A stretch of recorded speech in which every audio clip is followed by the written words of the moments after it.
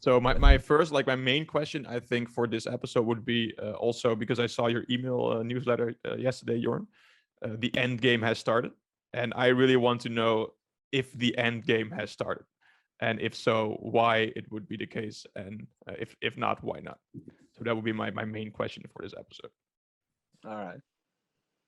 So that's my question to both to all three of you. Has the end game started? What do you think? I I think it's 100% started.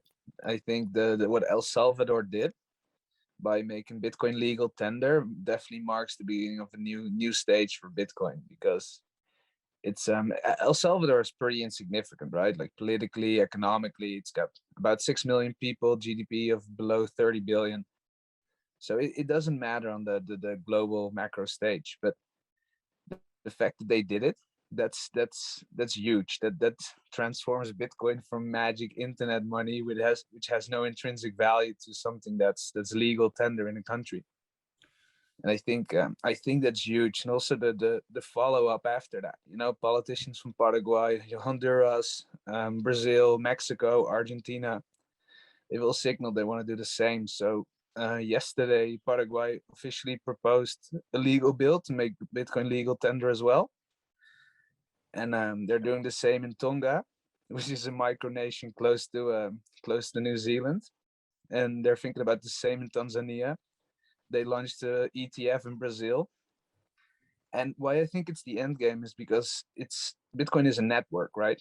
So network effects are really important. And with El Salvador, the network effects have moved from individuals and companies to countries. So now it's a country network effect. So that's why I think the end game has really started now. All right. So for my understanding, I think I agree with this, by the way, but I'm trying to check if I do. But this means that we are still in a bull market or not? Yeah, it's kind of it may sound a bit strange after the crash, but I think the even though the price has dropped, I think the value of Bitcoin has tripled, quadrupled, because of this move of El Salvador, especially because of the ripple effects. The effects of all those other countries signaling, and a lot of politicians, I think they're kind of encouraged, and also they get the bravery now to step up and actually propose this. Like, it doesn't sound so ridiculous. It's not career suicide to propose this in parliament or something. So yeah, I think this has definitely changed a lot. And also because of the scrutiny it's going to get, the IMF, the US Fed, the all big monetary authorities, they're scratching their head now. Like, what are we going to do? And I think that's also part of the end game. The big moves from big political powers and financial powers. Like, how are they going to respond to this? Right. Yeah, true. It's Well, yeah, a thought that I had on that is exactly why I just said that I believe that, and I'm not saying how long this kind of supposed bear market is going to last, right? So it could be 2 months, maybe three, maybe longer. I'm not sure. But whereas I think we did enter one, or we're entering one, is that there's a lot of macroeconomic stuff happening that is not so great. Uh, Ransomware attacks, that gives like another momentum to Bitcoin is used for crime kind of things, like a lot of FUD. Then there's Tesla, of course, is already a while back, but that kind of was part of that start, I think. And then um, now you have situations where the value of Bitcoin is, and also because of like investment wise, like the amount of money that's flowing into there, and also the amount of kind of support for the adoption of crypto on a more macroeconomic scale is getting there. But I don't think that's necessarily correlated to the price yet, because it also means that um, it's the tension is also rising, right? You even call it the end game. The end game kind of says like, we're going to see something really big here. It's going to change a lot in for Bitcoin, and I think for me as well, that actually increases somewhat of the subjective risk that I associate with Bitcoin, because now the battle is not retail. Now those guys kind of, and that really changes the way I look at Bitcoin. And whereas when I look at other projects that are not yet on that level of kind of adoption or potential adoption, I think that I'm very bullish. In terms of value, underlying value, I'd say this is only the beginning. But when it comes to market, I get the feeling, yeah, when I look at the effects and such, I'm not expecting a lot out of it the coming month or two. Yeah, that's right. But the thing is, with like bigger eyes on Bitcoin, we can also expect some more volatility. We can only imagine what kind of measures the IMF and such are going to take, and how this is going to affect the whole Bitcoin community. Yeah, and to hook But, into that, like what you say, Zoe, all these variables. I think you also mentioned Jeff Booth's book, right, in your email, Jorn. And I think I read it too, and I listened to a podcast on I think what Bitcoin did with him a while back, and he also really says like it's in order for Bitcoin to have to be a success, it's gonna be such a bumpy ride, and it's gonna be chaos. It's not gonna be fun, right? You actually have to anticipate the world to break down, like in a certain regard. So from that perspective, the things that you say, Zoe, like that, those make sense for me in the end game theory. Yeah, but isn't the world already breaking down? Like it's not a very positive subject to talk about. But if 30% of all US dollars are printed within 18 months, if you see authoritarianism on the rise, if you see the levels of democracy declining everywhere, if you see those Govcoins, the central bank currencies, they're being pushed through for surveillance and control.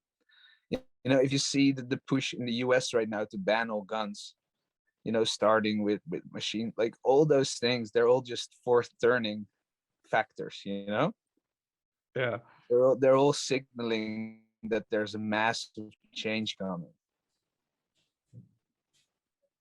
yeah. So to hook into that, like especially the part of Govcoins, I am intrigued by, because I think we discussed this like a while back, and we were anticipating Govcoins are coming, right? Based on, for me at least, Willem Middelkoop, this Dutch analyst, this Dutch guy, and he made this case already, like with the Govcoins, that the authorities, the governments, can just like decide what you're allowed to buy and whatnot. So this is going to be massive surveillance, right? And now to see it's actually being, I'm targeted with Instagram ads on Govcoins, and I'm like, what the fuck? They're actually just doing this, right? This is happening in front of our eyes. So are we there? Like, is the end, for me, these are all signs the end game has really started. They are desperate, and this is going to happen. Yeah, I'm seeing the same. I'm seeing exactly the same thing. It's like this. The world was already quite chaotic, because of quantitative easing, and because price is a value signal. Like price is should be a neutral, should give neutral information about the value of everything. And if you print so much money and you control and you step in and you subsidize, and then you de-incentivize this, and then you disrupt the price signal of that money has, which is the main purpose of money. And right now the price signals are so distorted that it's really, really difficult to actually say what anything is worth. Yeah. Just for clarification, what is a Govcoin? It's a digital or central bank digital currency. It's pioneered by China, who wanted to up their yuan game. So because they pioneered with and they're leading with mobile payments, so they want to step that up and create the whole system all digitally, kind of like cryptocurrency, but it's centralized, so you can't call it cryptocurrency at all. But yeah, it works the same as cryptocurrencies, the efficiency and the public ledger, but instead of being decentralized, it's super centralized. So yeah, it's the ultimate tool for control and surveillance. Yeah, it's interesting because it gives them, like, we're already talking about the control that governments have over currencies. This is only going to increase control over a lot of factors, the supply, but also where the money is going. And I read that they're actually already, I don't know if you can call it a beta, but they're already rolling out the digital yuan, and it seems to just, it works basically. Yeah, and they give incentives, right? Like they give you like $30-$40 worth of digital yuan just to check it out, and that's exactly that is what's so dangerous, because they can use those incentives for everything. Like Yeah. they can give you they can just print it out of thin air, like, hey, you get $5 if you do this, you get $10 if you do this, hey, we block your bank account if you do this, and it's Typical Like, China. All in the slippery name of slope. all in the name of protecting the public. That's what they're saying. Like, we're protecting you against volatility. We're protecting you against hacks or whatever it is. But Yeah, whatever they make up, like however they wrap it, it's it's Okay, kind of but I think us four, we are all pretty much in the libertarian spectrum, like, you know, that corner. So that's probably why we love Bitcoin so much, and that's why we see the potential of it. But can Bitcoin even compete with Govcoins that have whole countries behind them? I think Bitcoin is the antithesis to Govcoins. I think it's literally the best thing we have to defend ourselves against these Govcoins. Yeah. And they Agreed. can't they won't implement scarcity because they want the ability to have infinite money. They won't implement decentralization because they want to have top-down central control. And those are the two main points of Bitcoin, right? Scarcity and decentralization. So they're exactly the opposite. Yeah, I I think mean, my point is more that from a, you know, a philosophy perspective or just technical, of course it makes sense. Bitcoin, I think, is superior, right? But you can make the case, okay, China and the US and the EU, they are never gonna allow this to be a competitor of their own Govcoin, right? So they're gonna ban well, the shit out of it. I'm not Or sure. not. Actually, I'm not. I mean, from China's perspective, yeah, it's kind of clear where they stand. But I get the feeling that in the EU at least, and perhaps in the US as well, there's still some wiggle room. I mean, and still, like, killing Bitcoin is not going to work. That's never going to work, or killing crypto. But they can definitely make it harder to use, just by, you know, cracking down on mining, for example, destroying the hash rate, or controlling all the fund flows into the fiat system, which will make it a lot harder. But that's about the worst that they can do. So effectively, it's up to us to decide, like, how do we want to interact with each other? What kind of market do we want to support? True, but there's a couple of factors that are really interesting. The first one was that the SEC, they launched their agenda for 2021 with their focus points. Regulating cryptocurrency wasn't on there. And in the meantime, Bitcoin has a network effect. And I think that network effect is something, you know, that's also from the Jeff Booth, right? Like we think, humans think linearly. So it's very hard for us to understand exponentials. And I think that's the mistake that almost every regulator is making. They think about Bitcoin's growth linearly. They don't think about exponential. But if you see how many millions of new people got into Bitcoin over the past 6 months, that's not linear. That's exponential. And the West is still democracy, right? So if a lot of people in your country are pro Bitcoin, and you want to win their votes in the next election, you can't kill Bitcoin because that's political suicide. That's a really Yeah, good okay, point. but okay, sorry, go for it, Zoe. Well, I was just wondering, just one question to follow that up. Do you believe that when it comes to Bitcoin adoption, maybe we shouldn't just talk about Bitcoin by crypto, but let's keep it at kind of the most prominent one. Do you believe that they are currently, they being governments and such and regulators, so far behind that they're actually missing the fact that they've already been surpassed, or do you believe that there's still a battle to be fought there? 100%. Like, they're gonna try, but if I've also looked a lot into data surveillance, right? And if you look at the Senate hearings of Facebook or Google, they have no idea what the business models of these companies are. And these business models were invented in 2005, 2007. That's 15 years ago, and they still have no clue how to regulate it. And Yeah. that's, you know, that's way older technology and way more present, and they still Wow, don't know what to do. that's a really good example, actually. Like, I never looked at it from that perspective. They have no clue how it works. They don't get it. Like, they had to ask, like, if you ask the question, if you see the questions they asked Mark Zuckerberg, it's embarrassing. Like, those guys who should regulate it, they don't understand data. They don't understand data manipulation, data exploitation, data collection. Like they don't get any of these like dynamics, and then they try to regulate it. Well, that's really the question, right? Like, is it? At least I'm not convinced yet, but I'm definitely leaning also towards this side. Like, is it really the case that the fact that they are, being governments, that they're so focused on policy and kind of internal politics rather, um, and not actually catching up with reality, is that really the case? Because it's hard to imagine sometimes with structures that powerful, right? That they are so uninformed, even though you do see a lot of stuff also in the Netherlands, like on television, you're like, man, like how can they not understand all this stuff? But it could also be the case that there's, I'm not completely convinced. I wouldn't be surprised if it turns out that they can actually catch up, even though what we see from regulators so far is not exactly promising when it comes to catching up, which I guess is good for us, but yeah. It could behind the scenes, but then what's happening with the Fed at the moment? You guys seen that?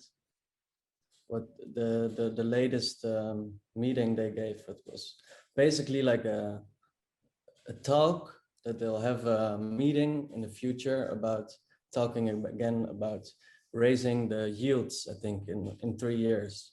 And the market responded so heavily. It was so strange.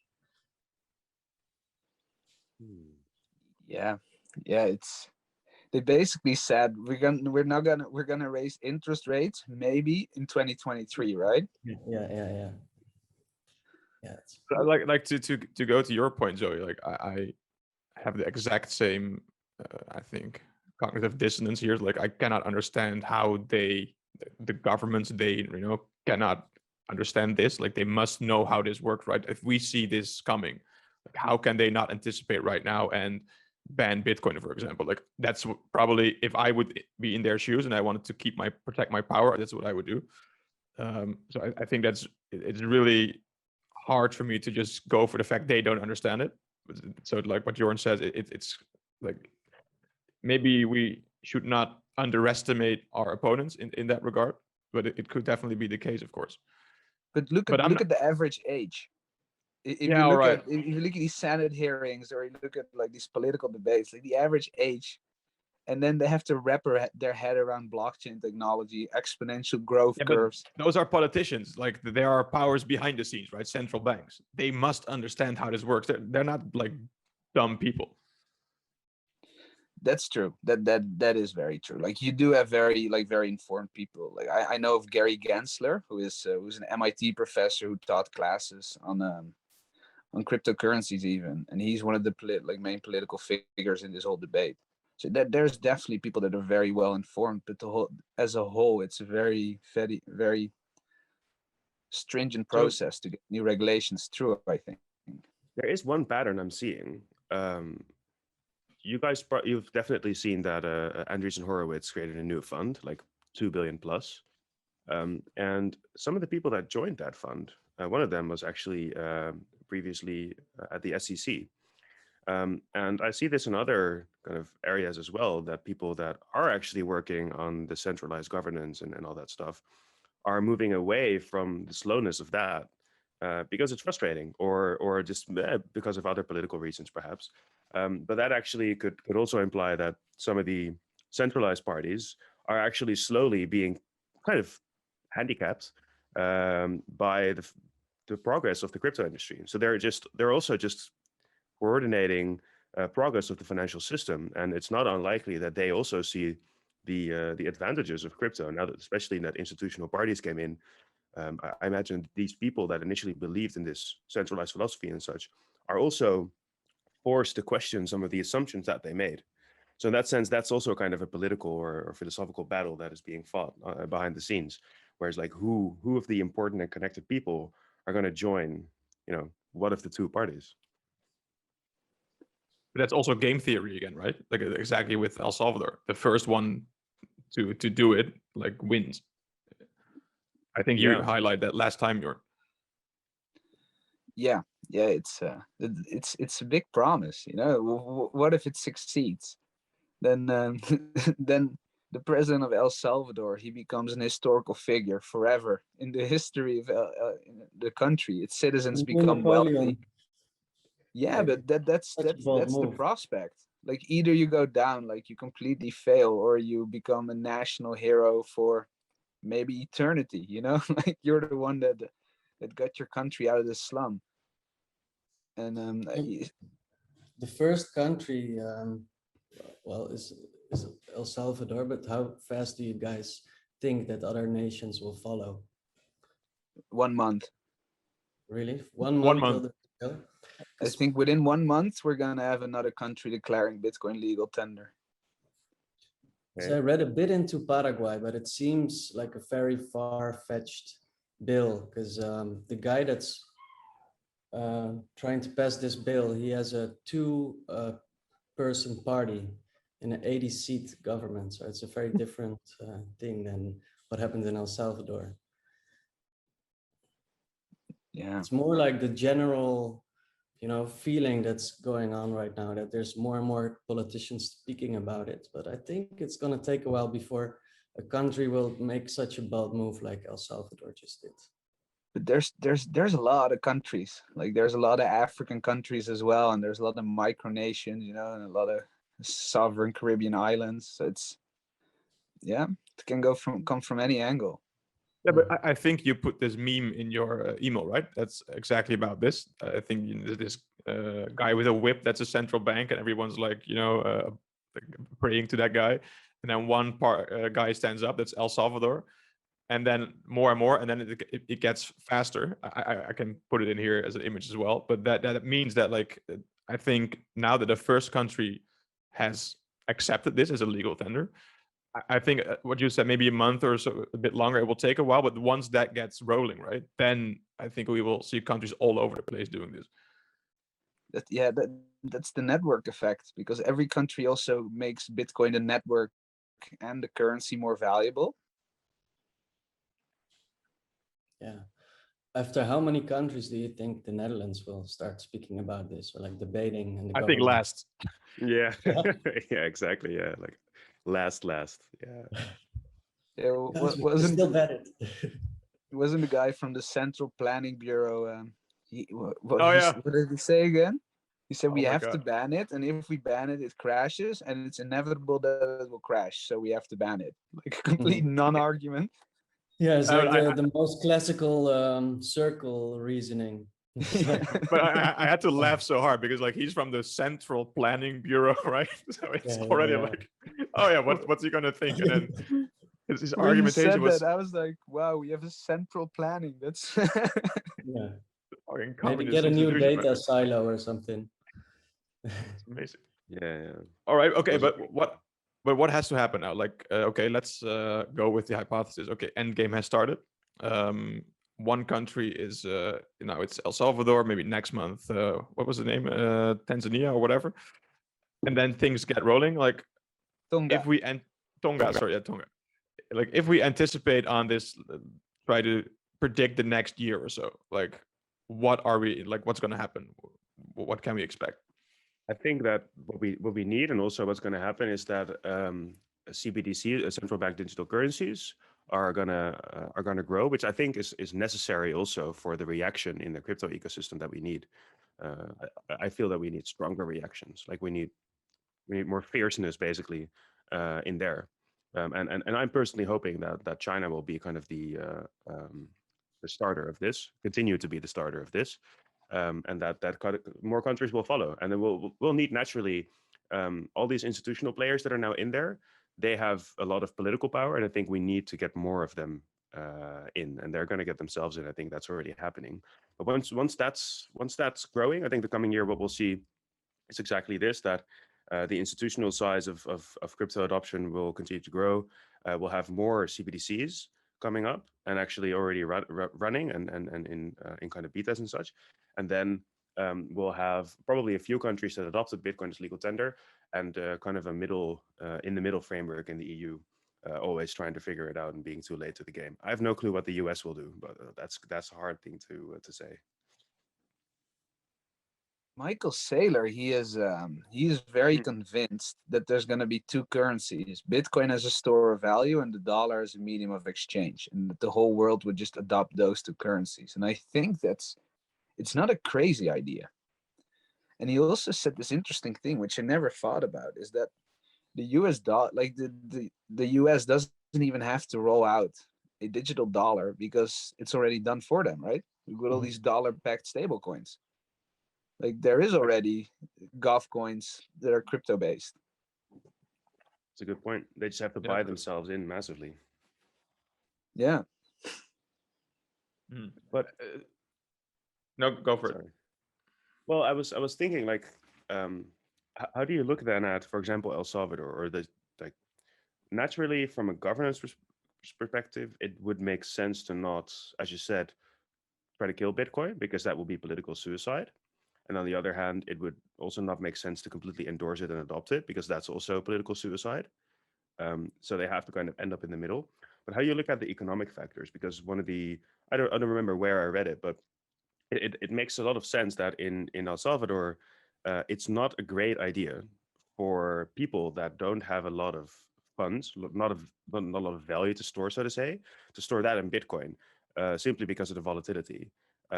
Even though it is probably a good one for a lot of other kind of more valuable transactions, so to say, or maybe more institutionalized or companies and such. But you don't, as a farmer, you don't want to see your, I don't know, 10K store of value suddenly dropped to like 3, and then maybe a few months later you'll still make money, but that's not good enough if you want to sustain your family and such. So you'll probably need something more stable than that. But how do you look at kind of the economic factors when it comes to the split between those two currencies?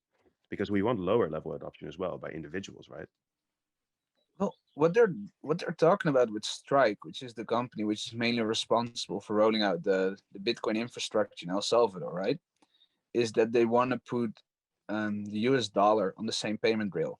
So you can get Bitcoin and the US dollar like a packed stable coin or something like that. You can get with the same infrastructure as Bitcoin.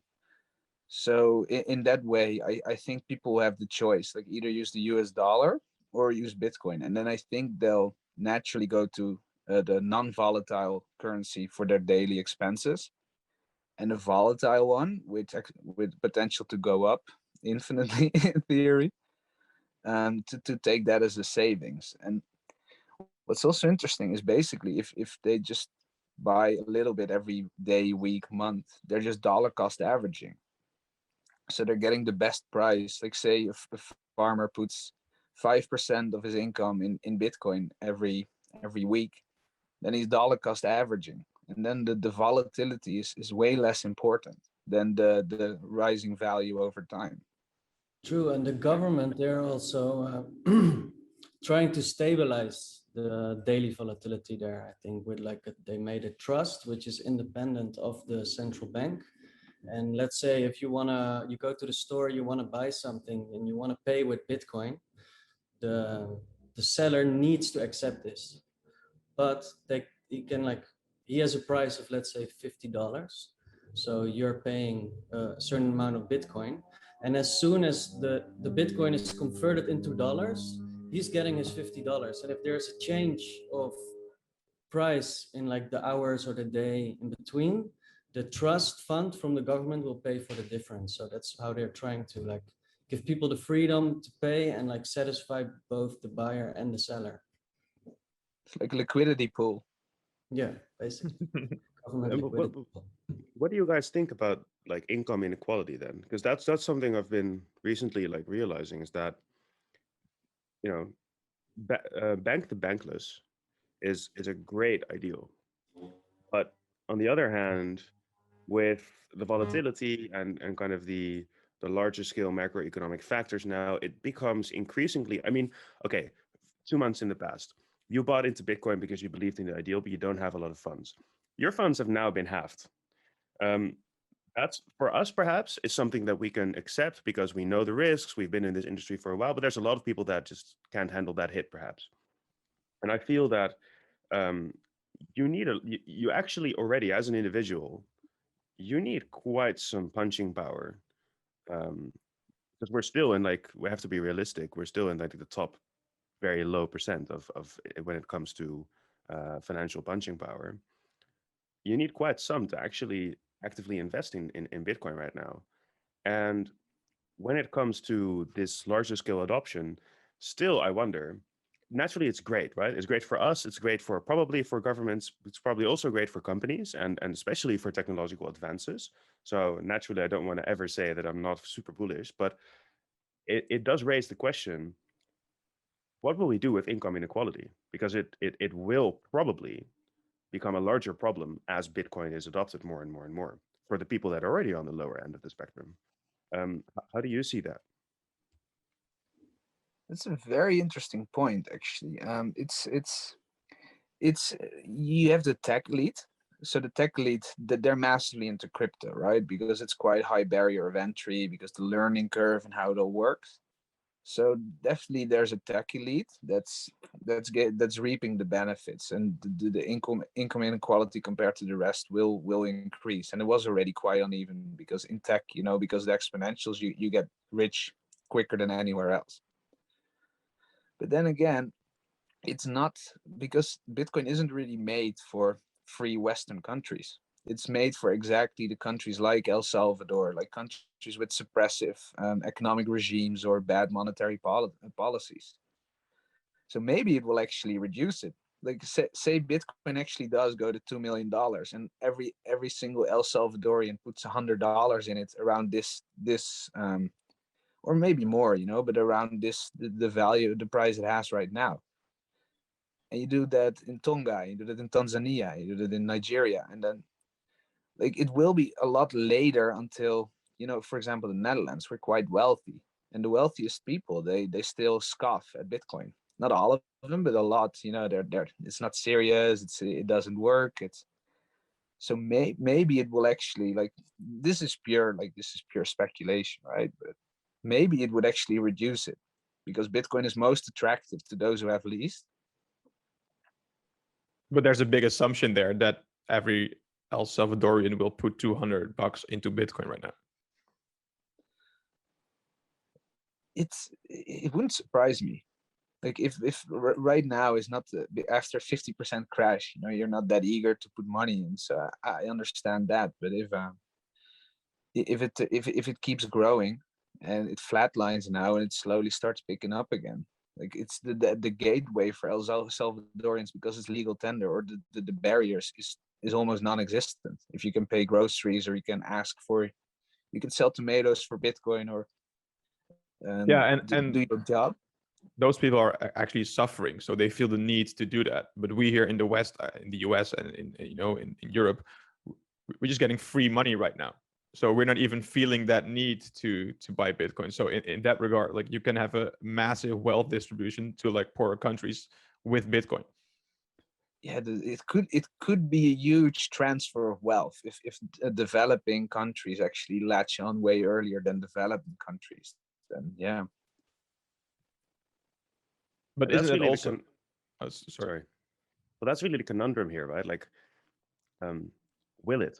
Like, the opportunity is absolutely there, but what is between us right now and a future where that is actually done? It's probably indeed the distribution of Bitcoin itself. Just the more people that are in the system, the better, especially if we get price increases. But if not Bitcoin, what I'm hoping at least is that we will find other crypto-based solutions for the really lower end of that spectrum. And the reason I'm raising this question is because we're already in the context of CBDCs. That is actually a potentially very juicy target group for governments or central banks as well, to kind of offer advantages in terms of, because those are the people that they generally do hard labor. They're in countries that produce things that we probably rely on here in the West. Not all of them, but some of them. It could be a very interesting target for CBDCs as well, to kind of get more feet in the ground, or how do you say that? So yeah, what are your thoughts on that? Like, could we go for an alternative cryptocurrency, or should it be Bitcoin? And what stands between us and that point? It's not so much that I don't think that there's much up to desire or what people want, and that's why I keep referring to the network effect. I think there's the several building blocks of Bitcoin that the decentralization, the censorship resistance. You can't copy the origin story of Bitcoin. But what's most is that it's a direct conversion from energy to money, and that's uncopyable. Like no other cryptocurrency, especially now proof of work. Nobody's gonna raise another proof of work coin. But I think proof of work is the only way you can make a cryptocurrency work like this, like to actually make it a store of value. Because I think all these other systems, proof of stake, they're quite nice if you want to build an app system, like an app ecosystem, right? Like an app store or something. But if you want to have money, there has to be something backing it. And with Bitcoin, it's pure energy, and there's no competitor. Like it has zero competitors and a global network effect. So I don't think it's much of a choice or a design matter, or that's kind of what I'm seeing. Like it's call me a maximalist, but the way I see it is that Bitcoin is a mathematical inevitability. Interesting. Yeah, I agree. That's very interesting. I would. This is probably a topic for another crypto sync because it's a big one. But I would like to push back on the preference of proof of work over proof of stake.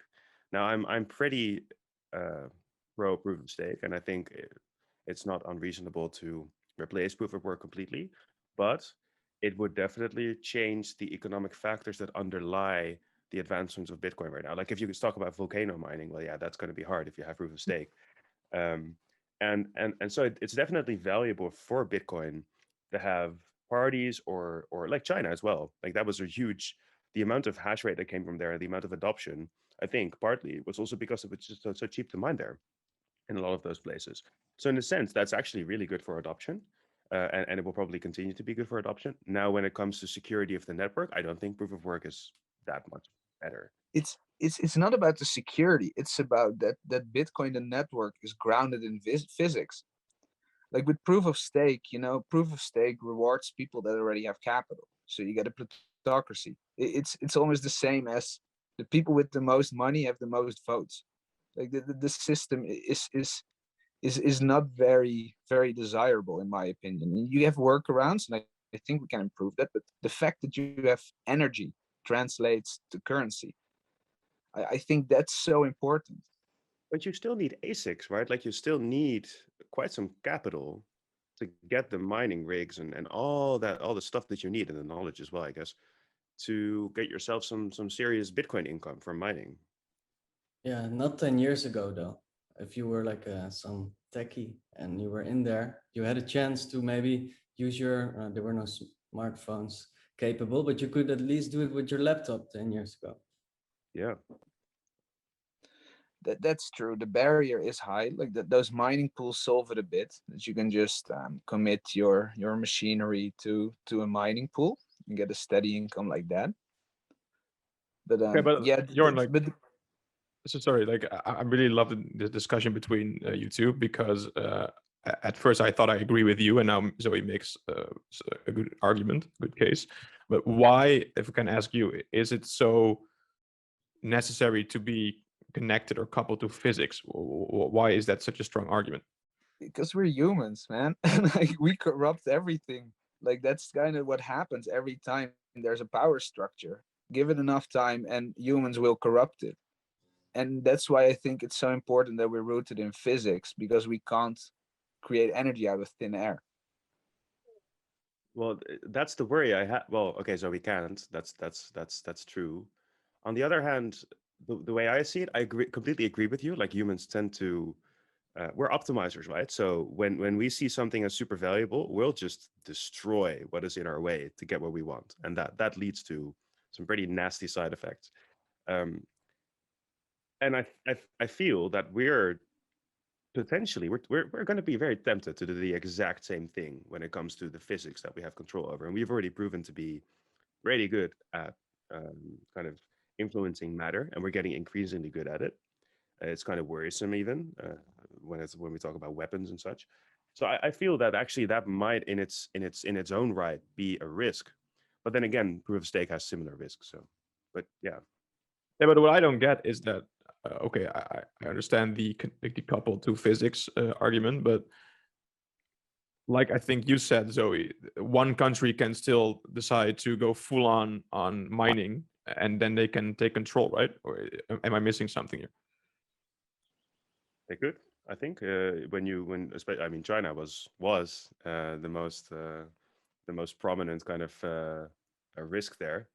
But still, if you can top hash rate, you can control, you can do a 51%, and you can influence that. China could influence that through political measures. Then you could control the network. Now, that in its own right is not necessarily the end of Bitcoin, right? Because you'll get a hard fork, and eventually the network will probably settle.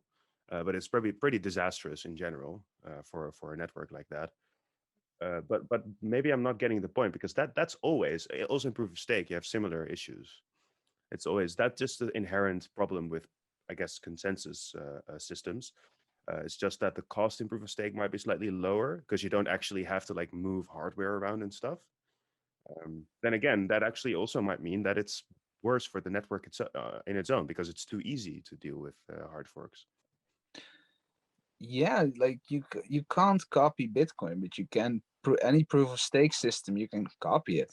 Super. You see that with Ethereum right now. Like Ethereum is there's so many competitors for Ethereum right now, all in proof of stake. The Bitcoin has no competitor anymore.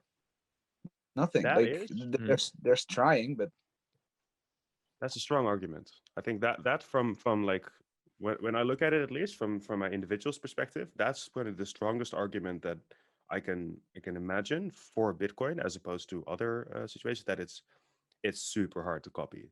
You know, like ASICs, people have bought in massively in Bitcoin mining, specifically Bitcoin mining, and you can still switch, but also that has costs.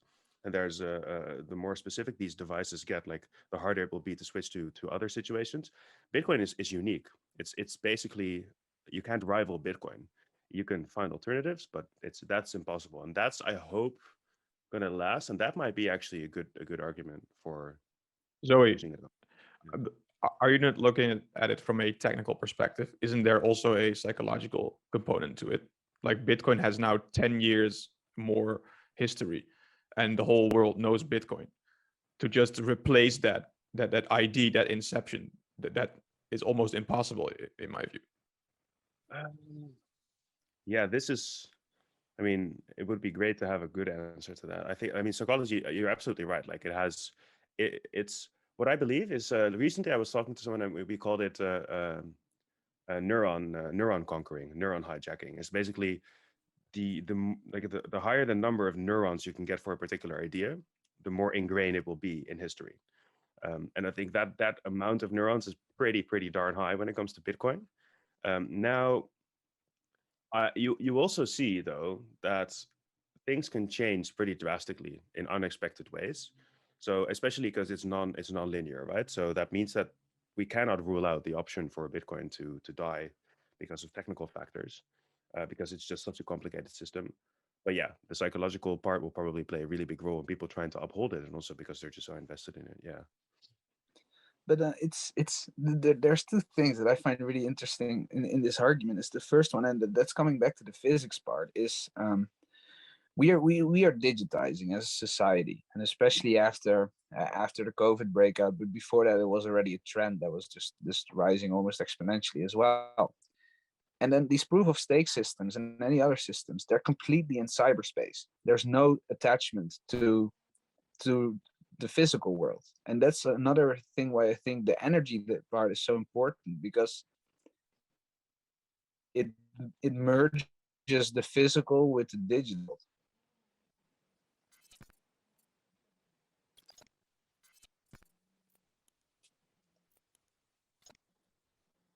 I have to really sit on that. Yeah, I'm also thinking like it merges the physical and digital. Else it's Definitely. completely detached. Like else you just get this economy in cyberspace that has no relation to what's going on the planet at all. I mean, it's not necessarily the case, right? I mean, naturally, I'm just coming at this, so I definitely owe you a more proper reaction next time after I've actually had some time to really think about it. So now I'm just going to approach it from the proof of stake side. because that's what I'm familiar with. The fact that you can have so many small devices participate in the network, and we're still relying on similar cryptographic primitives, there's definitely like those operations, those cryptographic operations are still very real. Basically, they're the realest that we can get, because it's just undeniable proof of a certain operation. And proof of stake allows this to be more spread over a lot of small devices because the threshold for participating in the network is super low, and you'll still have to verify everything doing cryptographic operations. It's just that the the investment, the stake that you have, that's the way I see it at least, the stake you have in the network in proof of stake is the network token or coin. And when it comes to Bitcoin, it's mining power. It's still value, it's still stake that you have, but it's just expressed in a different way, which is usage of energy rather than usage of funds. So yeah, I feel that the merge there is it's true, but it's not necessary. I would say proof of work, for example, could also be done through other means of work. Perhaps there's also other, like, mining is not the only work that we can do. It's not and energy is not the only finite resource we have. So, but I'm still curious. I'm still wondering, like, what is the real? Yeah, next to Bitcoin being unique, so we have to separate it from Bitcoin. Now we're just literally talking about like proof of work and proof of stake. I wonder what's the real advantage then of proof of work next to the fact that Bitcoin is Bitcoin. Yeah, I think it's definitely the physics aspect, right?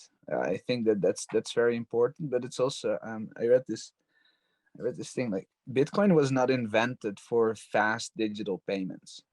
It was invented to decentralize money, and that's why an addition, like, that's another important factor, I think, because we already had PayPal, right? We already had banks, like in the Western world, you can transfer money with a ticky in the Netherlands within seconds. So we already had all those systems.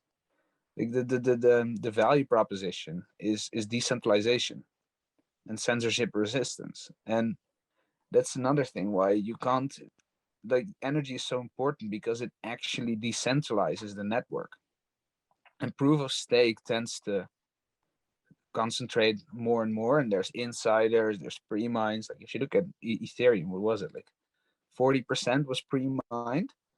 Like Ethereum or Vitalik Buterin just sold, I don't know how much, but billions of dollars worth of Ethereum right on the right on the peak again, what he did in 2017 as well.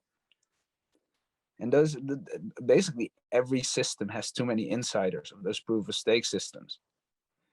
So you can, like, it's and that's again the origin story, which makes it truly decentralized. Like I just if we debate like really on a like the difference and what's better between proof of work and proof of stake, then obviously the one that doesn't consume so much energy is really preferable.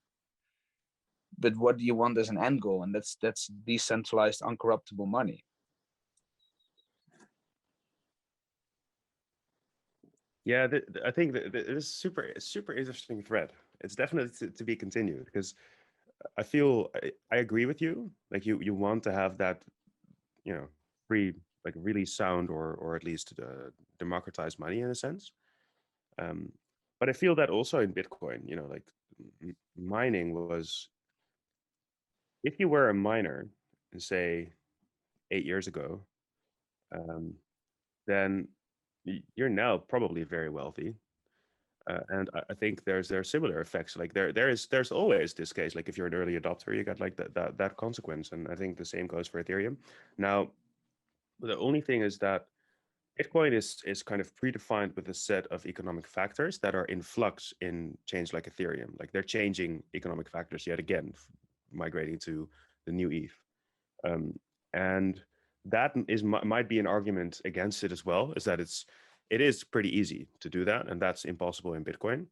It's rather like, do these economic factors in Bitcoin, even though they have changed maybe a little bit, but barely. I mean, block size changed, but the other stuff is still relatively similar. Do they still outcompete all the other economic factors that they're building into new chains 10 years from now? Have you ever read up on Descartes? or Decred, I don't know how to pronounce. So it's an interesting read because basically they designed the perfect cryptocurrency, in my opinion. It's a genius system. Like everything, you got developer grants built in, you got decentralization. But it doesn't stand a chance. Like it's fading away. Like if you look at, it used to be somewhere 25 in top, like in the top coins. Now it's just slowly fading away because it's not about the design.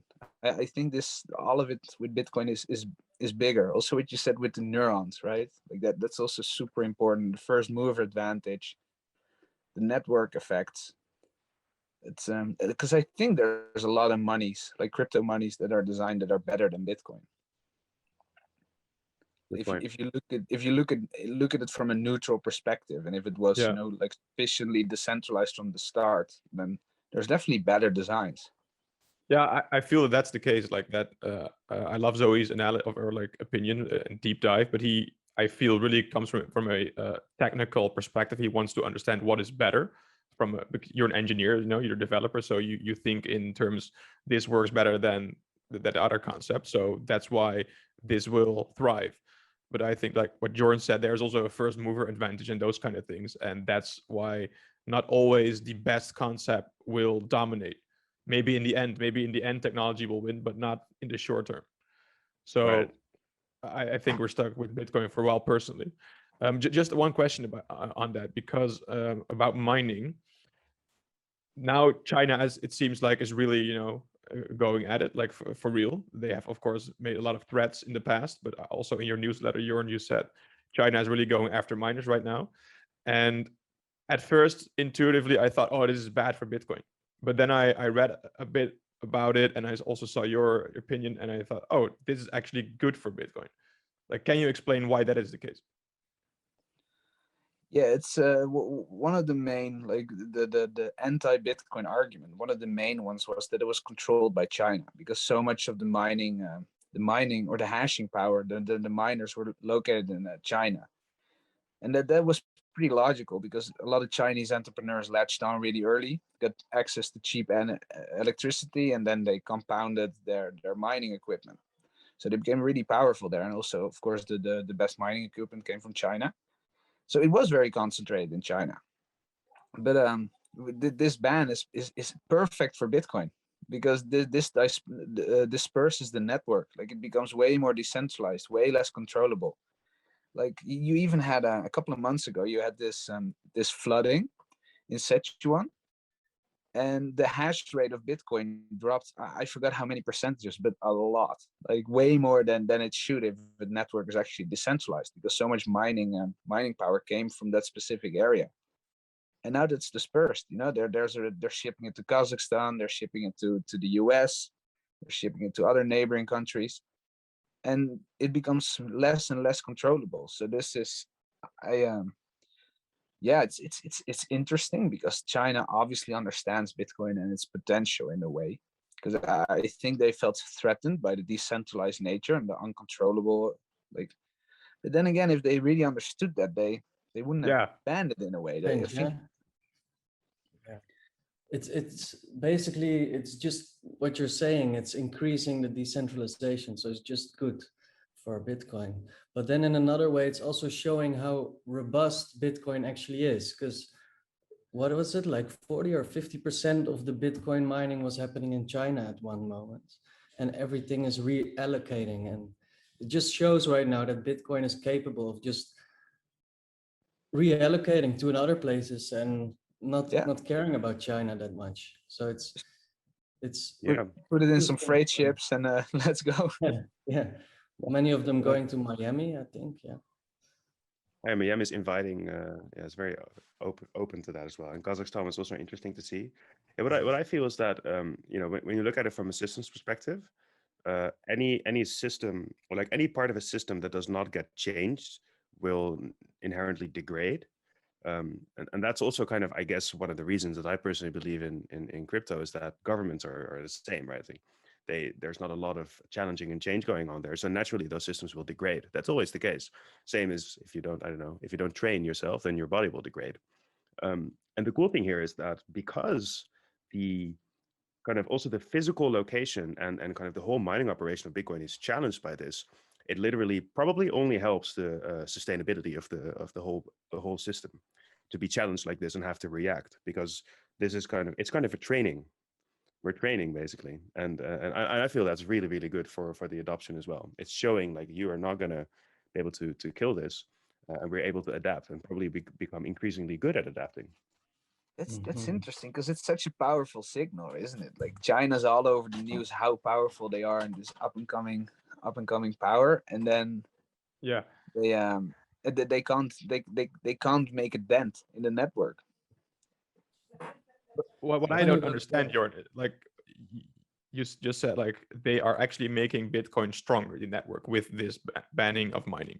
Like I just cannot wrap my head around the fact that they are not understanding it. Like it's China, right? But we are in a bubble. Like us four, we are definitely Okay, in a yeah. crypto bubble, and I'm just saying that because I don't think that changes anything for the prospects, but I don't think other people in power take it as seriously as we do. Like they definitely take it seriously in a way, but not. I don't think in their head the steps that we think could play out. I don't think they think that's realistic. I think they can still, because they have complete top-down control, right? Because it's an authoritarian country. So what I think is their line of thinking is we can still ban this, we can control this, we can shut it off, like or shut it out of our country. Like I think that makes sense to me that they still have that idea. That doesn't make Yeah. sense, but it seems to be a too easy line of thought. yeah, Well- also what happened after like last year, like they can see how much control they can have, and within a year, changing the life of many. So maybe they're a bit arrogant. I don't want to say, but So I think it's totally, it makes sense strategically, right? I mean, and I agree, like it's a little bit arrogant, but strategically, I would say it makes sense, because if they, we kind of assume that we know China's mission, Mhm. economic, like first economic domination, and then a lot of other probably factors. And for them, like they don't have control over Bitcoin. If they can eradicate it from China right now, and they can at least seize control over what they have there from an economical perspective, then they could continue with their mission to control, from a centralized perspective at least, as much of the world as they can. And it would not help them to have Bitcoin growing inside of China while they're trying to achieve this. They at least kind of have to purify their economical system in a way to get that done. So it's just causing a split, which probably centralizes, or it decentralizes for us, but geographically kind of centralizes mining more towards our side of the globe. And that will just, that split is super interesting to see. And that's exactly what I think in a year from now we'll just see more of. Okay, but it's China. It's better to have your enemies like in control, right, than to like leave. Now they're leaving the country to the US. So I would rather say, from a strategical perspective, okay, let it grow here in China, and and when the time is right, then we take over. Maybe that moment was now, could be the case, but maybe I'm missing something. Bitcoin is uncontrollable. So and that's the thing. Like even if they would do a 51% attack, then we would still get a hard fork, and we would end up in the same situation, and they would be left with a part of the chain that is only in China, probably, and then they would still have nothing, because then they would just own Bitcoin there. Yeah, it's they could have controlled it to an extent. Like I agree it's uncontrollable, but they could, like with a 51% attack, you delay the whole industry 10 to 15 years, I think, because you crush everybody's belief about how strong and resilient it is. That's true. That's true. It might have been a little bit black and white to say that you would just get a fork, because it would probably be more complicated than that. But it's, no, actually, maybe they're wrong. Maybe in like 10, 15 years from now, it turns out like that was the moment they should have made another decision.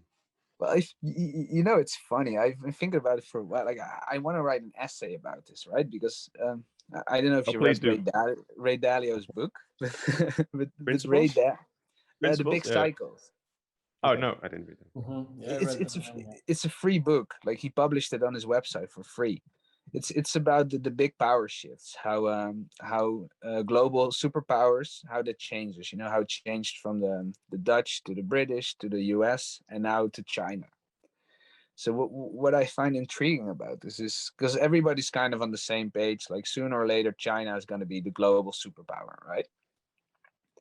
Yeah. Like whether that's going to take 5 years or 20 years, like it's just some forces are too big to stop, and it seems that China is like the rise of China and kind of the decline of the U.S. and the West is kind of a force that's too big to stop right now. I think the internet, and especially crypto and Bitcoin, is the black swan that kind of stops this cycle from happening again. Yeah, I see where you're going, man. Yeah, go Like, on, sorry. yeah, No, it's I disagree. disrupting the side. I feel like this could be the disruption. Like instead of having China as a global superpower, we can have the internet as a global superpower. It's but a hang bit in on, line with the, sorry. No, go for it, Paul. Sorry. It's a bit in line with the sovereign individual. I believe you've been reading that book as well, Jorn. Definitely, yeah. Where we can think like Ray Dalio and say, okay, these are the nations that were the global superpower before. This is how they were growing. This is how they were declining. And this is how we see this happening with China and America right now. But then there's also even a bigger rise and decline that these might be missing, which is like the 500-year one, as explained in the sovereign individual, which is actually quite funny because that's about 500 years ago, where the nation state gained power, where the church saw decline in power with the printing press, when the printing press came about. And right now we can kind of see a decline in power, or at least an unwillingness to change, or an incapability to change. And again, they are using the printing press to do this. So it's, Yeah, it's like the rise and fall with the printing press. And maybe Jorn, sorry, I fully hope that you're right, by the way. Like I hope that Bitcoin and or blockchain and the internet will be this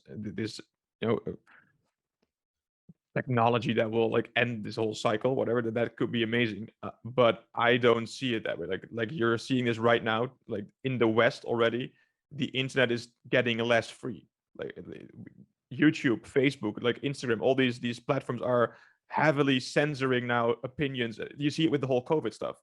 Like whatever your opinion is on they're COVID, burying their like, own grave, or they're burying their own grave. grave.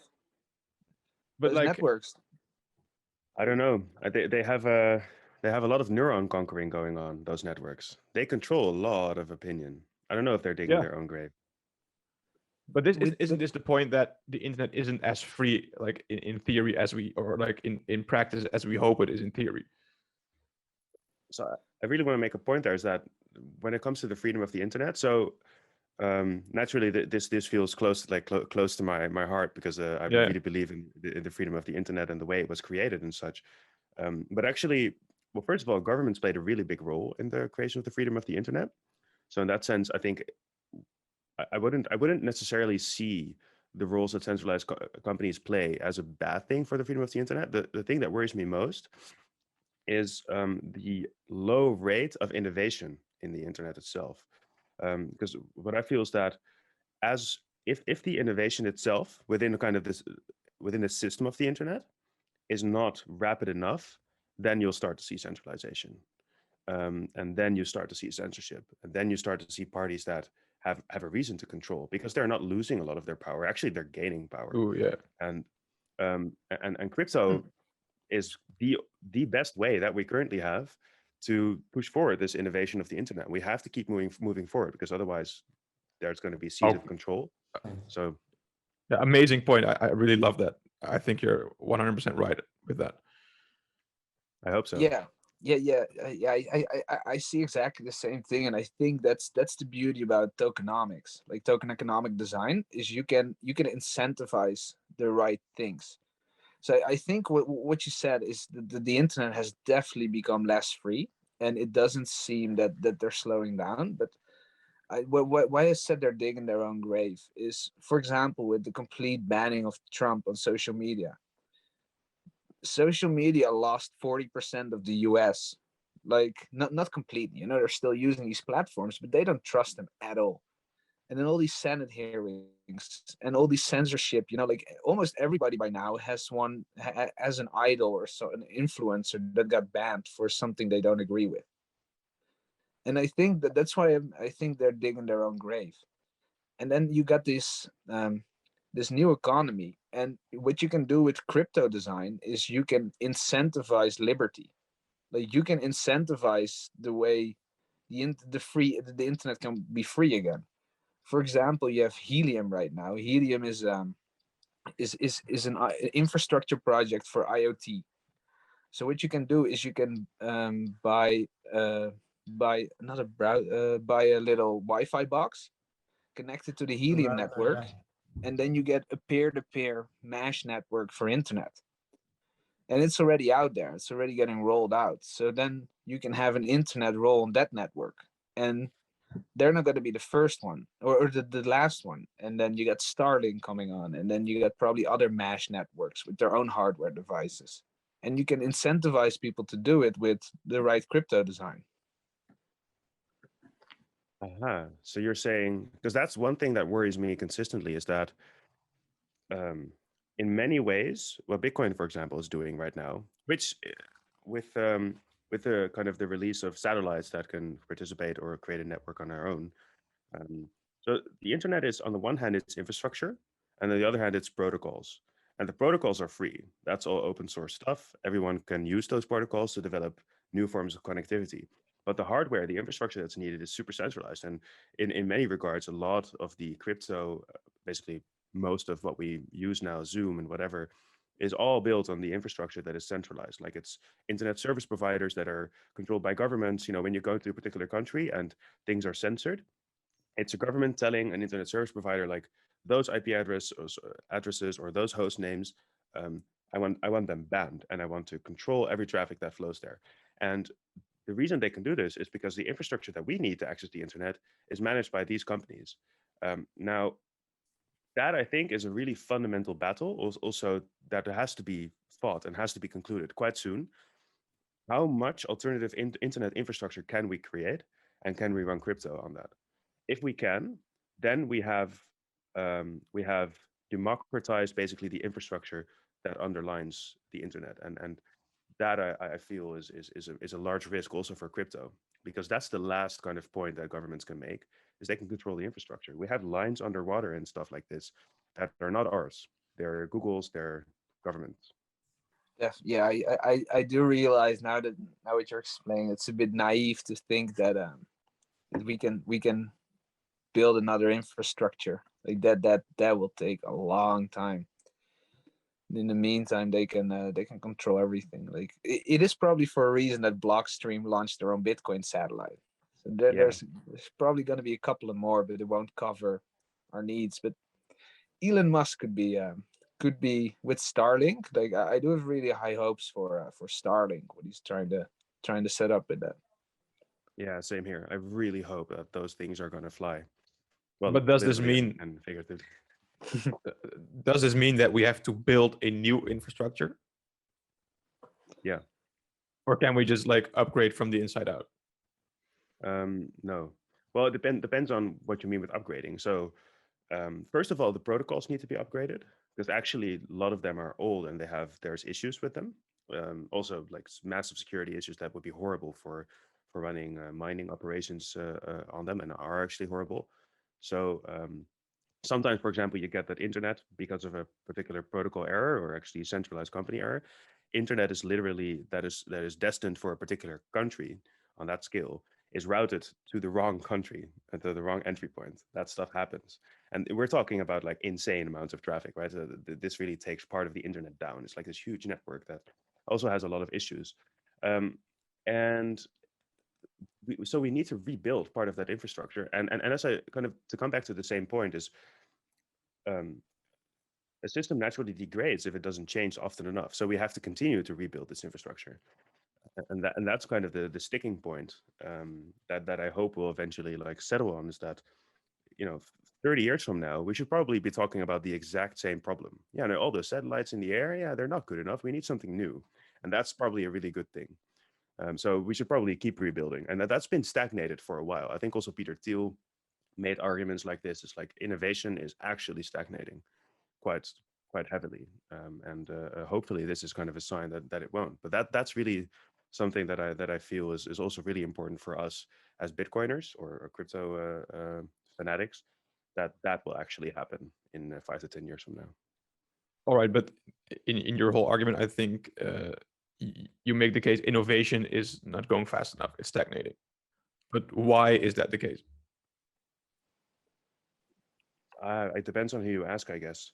I think because, well, first of all, innovation, the innovations that we saw the last decades, they came about in a different way than how we describe innovation right now. So innovation has been very institutionalized, where there's suddenly this idea, for example, with green energy, there was this idea like, yeah, we're going to fund a lot of green energy projects.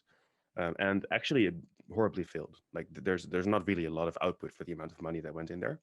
What really caused innovation, and that's exactly one of the reasons I also believe so much in crypto, is back in the days of the internet, it was just researchers and eventually also some really dopey people that just had some really rad, crazy ideas that they wanted to realize that at that time sounded like really dumb and like really trippy.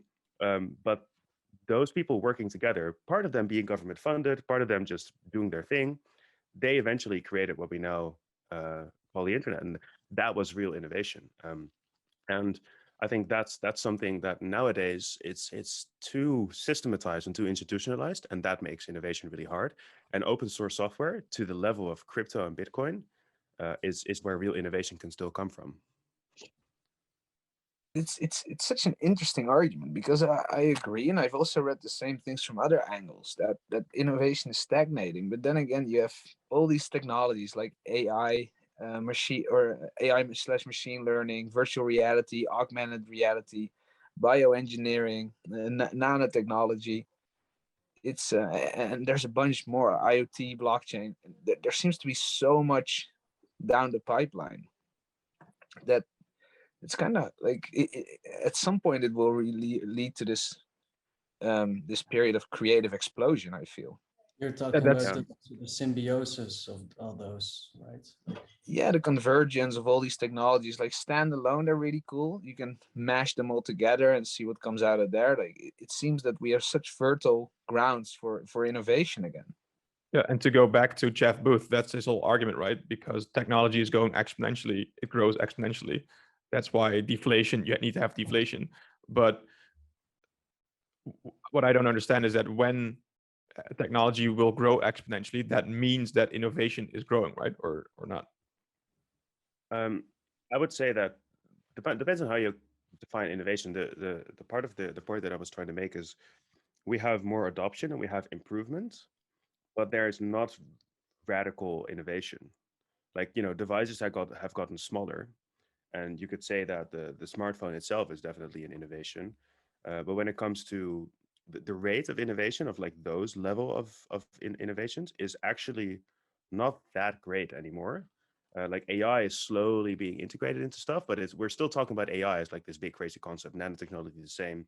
Crypto is also not at that level yet. So as you said, Jorn, definitely we're kind of at the advent of the potential kind of merging these things together and some really radical change there, some extremely radical change. But right now, I would say that it's stagnating, and that's fine because it's non-linear. So in that sense, I also believe that when we think about the exponential effects, we shouldn't imagine just a straight line up, right? Like there can still be a lot of changes in the way that we get there. But when you zoom out the chart, it will definitely probably look like this. But right now, I think we're kind of dipping. Really? Okay. Is that And maybe because we of get a bit too directed funding? Oh, sorry. Do you think Yeah. this is because of directed funding, Zoe? That like people are like, okay, we need more research in this field, or we need some more research in this topic, and that there's less compared to before funding to unexplored and unpoliticized fields where maybe a lot of innovation is still on the loom. Yeah, exactly. That's the paradox of innovation. Like if you put money where you want innovation, I get the feeling that you'll get less innovation because you'll get like you'll have to you get reporting structures, you get agreements and stuff. That's not where innovation comes from. And so yeah, I definitely agree with that. Yeah. I like that as well. Yeah. It's like, But they say necessity is the mother of all invention, right? Maybe we just hadn't have enough. We didn't have enough necessities. Yeah, that's a really good point. That really kind of Just slams got it all lazy. down. Exactly. Yeah, we got lazy, complacent. The Yeah. world needs to break before we get, to create something new. Yeah. we're not ready yet. But then it's only good that right now we're burning down the world. Yeah. Well, You know that it's meme? it was so interesting. We just said earlier, Zoe, about the longer systems stay around, the more they degrade, because that's exactly what's happening. Like the governments and the banking system and all of this, they stagnated, and because they stagnated, they degraded while the world kept moving on. And I think that's the source of the Isn't it friction. also our political systems are, they stem from like 200 years ago or something, even in the US. Like they also are degrading rapidly. They cannot keep up with like what's happening in the world right now. Isn't just everything degrading? Yeah, Not in that's very pessimistic. Asia. Sorry, I lost you for a second. And not in Asia. Like you can see in Asia, the standard of living and the people that got lifted out of poverty has been insane over the past 30 years. So in the West, it looks like we've been stagnating, but in the East, it's been just. But that's why up. China's taken over. Yeah. Okay, I have one more thing on my list I wanted to ask you about, Jorn, and it's something of a internal conflict I have for a month or so, and I think maybe you know where I'm going. But I just read yesterday that one of my intellectual heroes, Nassim Taleb, again made a whole essay about why Bitcoin is a worthless piece of junk, whatever, and I know that you also admire this dude. So I'm just curious, like, what is your opinion on this? Because we both think you just used the term black swan. We read his books. We think he's very, a great thinker. But then he also has this belief that Bitcoin is just utter horseshit. So what do you make of that? I find it hard. Like I get his argumentation in a way, like his first argument was Bitcoin is too volatile to ever be a currency. And he has a very valid point there. At the moment, it is too volatile. So, and I respect like you, I respect him intellectually. So I definitely listened to what he had to say and read what he wrote. But it seems like the more I got into it, the more it seems like an emotional thing. It seems that it doesn't seem very rational, and also that he got like on the Bitcoin Satoshi vision, which is a Bitcoin clone copied by an obvious fraud, Greg Wright. Like he claims he's Satoshi and he's just not. Like it's widely known that he's not. He lost several lawsuits and he can't come up with the evidence. Like he was involved in an early start, but and then Nassim Taleb goes to that side, and then also the bit idiots and you fucking idiot, and the language he uses is very foul.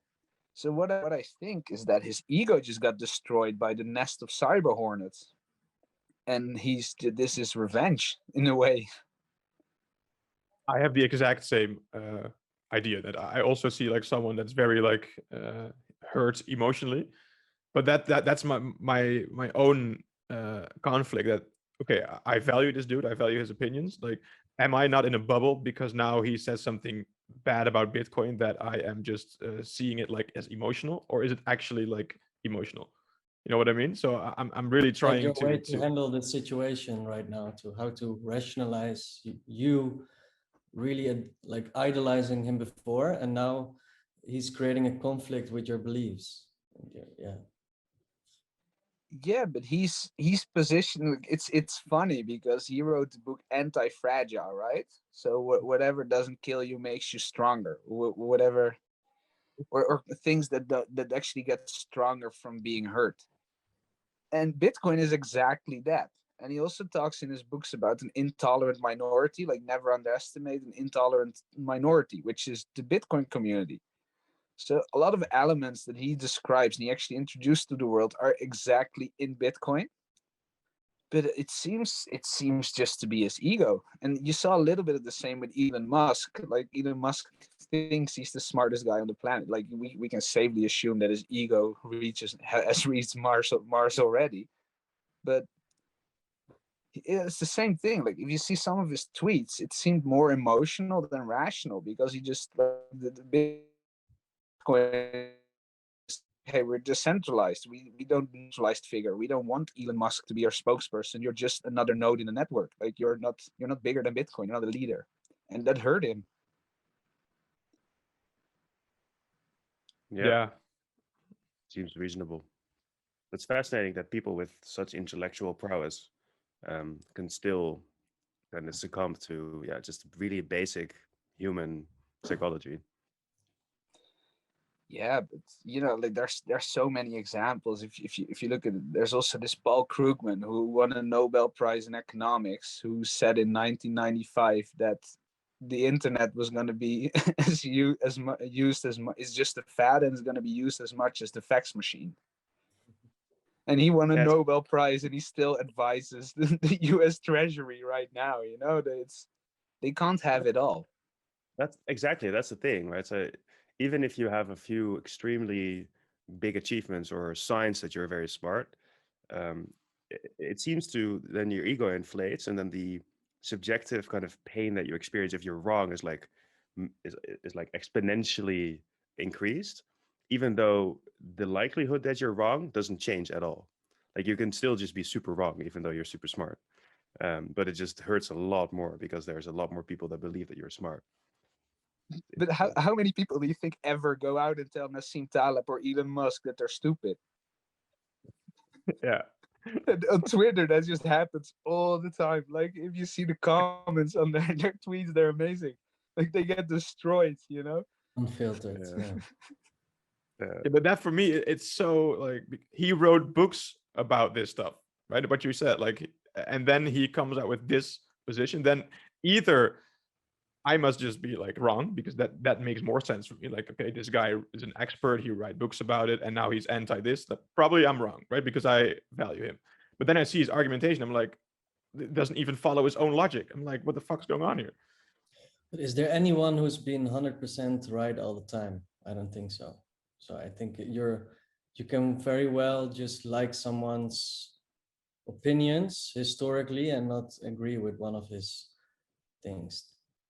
There's no problem. That's absolutely true. Like there's no one that's 100% right all the time. True. I think, guys, that's a perfect way to end this one. It's already more than an hour in for sure. I didn't time, but like I see it's almost 12, so perfect. Yeah, I just want to thank you guys. Maybe there's something you really want to get off your chest, like something that we missed. Just go for it right now. Yeah, everybody, just read the comment section below Musk and Nassim Taleb. Yeah, okay, that's it. Perfect. Yeah, read the comment section of Elon Musk and Nassim Taleb, and you will get a very clear picture of where we're at right now. Okay, yeah. So thank you guys. I will see you next time.